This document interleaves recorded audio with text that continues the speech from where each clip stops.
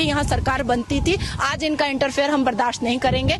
लेकिन भारत में जो हमास का समर्थन कर रहे हैं उनको लेकर आप क्या कहना चाहेंगे, क्योंकि आपके लाखों फॉलोअर्स हैं, वो लोग कह रहे हैं कि भारत में हमास का जिस तरह से विरोध किया जा रहा है, मीडिया हमास को आतंकवादी दिखा रही है और बहुत से लोग हैं, थोड़ी मात्रा में नहीं है, जो हमास के साथ खड़े, उनको आप क्या कहना चाहेंगे? देखिए, मैं अपनी माँ से बहुत मोहब्बत करती हूँ और मेरी माँ का नाम है भारत। मैं भारत माता बोलती हूँ।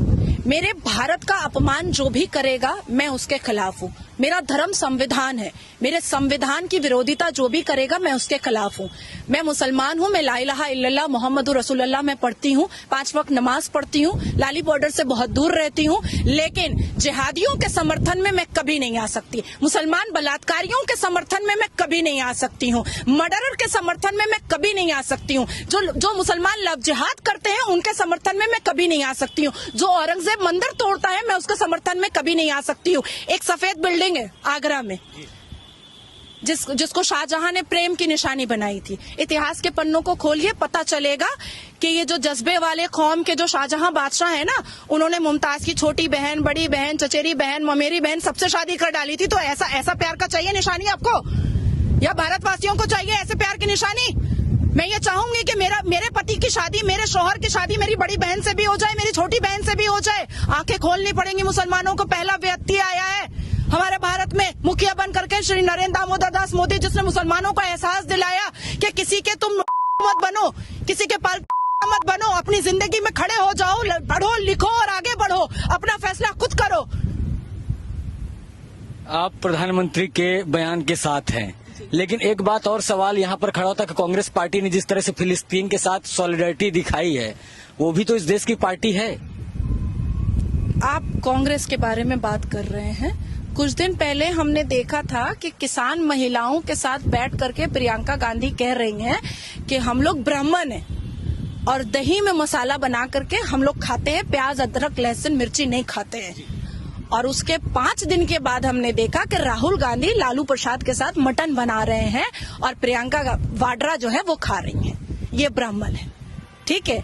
न्यूज क्लिक, ठीक है। जिस चाइना का बोतल भी हम लोग लेना नहीं चाहते हैं प्लास्टिक का, आज राष्ट्रवाद बन करके जो पत्रकार घूमते थे, आज उनका जो सच है वो सब सामने आ गया। बाप बड़ा ना भैया, सबसे बड़ा रुपया, ठीक है। सब सच सामने आ गया।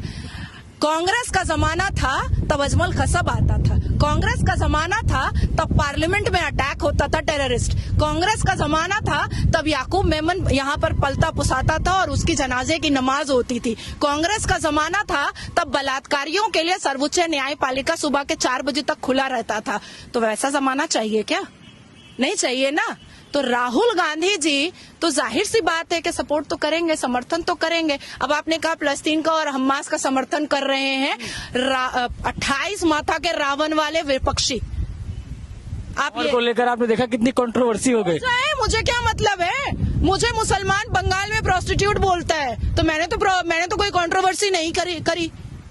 मेरा क्या व्यक्तिगत कोई रिस्पेक्ट नहीं है क्या? और राहुल गांधी जी का बहुत रिस्पेक्ट है। याद ये ना भूले राहुल गांधी जी कि प्रियंका वाड्रा के हस्बैंड के पास जो सिक्योरिटी है ना, वो हमारे ही टैक्स के पैसे से है। वो है क्या? उसने देश के लिए क्या किया है? क्या किया है उसने देश के लिए? और आपने कहा कि विपक्षी क्यों साथ में खड़ा है फलस्तीन और हमास के। 1955 में जब सऊदी अरबिया का बादशाह आया था ना, तो मंदिरें ढक दी गई थी और ला इलाहा का बैनर लगाया गया था। अब समझ में आ गया कि विपक्षी क्यों है फलस्तीन और हमास के पक्ष में।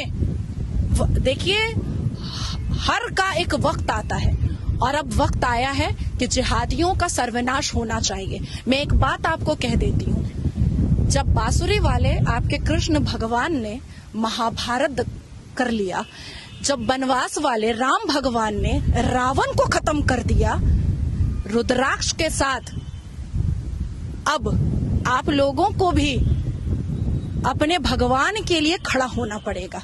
इस हिंदू राष्ट्र के लिए खड़ा होना पड़ेगा। इस सनातन धर्म के लिए खड़ा होना पड़ेगा। भाई, मुगल का जमाना रहा, ठीक है, फिर गांधी परिवार रहा। पहली बार तो कोई आकर के कह रहा है जय सिया राम। पहली बार 9 साल में तो पता चल रहा है कि जनगण मन का महत्व क्या है। देखिए, ठरके आजम बाबर आजम आया तो कैसा पूरा ग्राउंड लाख आदमी विश्व का सबसे बड़ा स्टेडियम में कैसे हमारा राष्ट्र संगीत सुनाया गया और गाया गया, कितना गर्व चौड़ा हुआ, सीना गर्व से चौड़ा हुआ हमारा। समझ में आ रही है बात? पहली बार कोई कह रहा है कि जियो। मैं एक पर्सनल सवाल आपसे लेना चाहूंगा।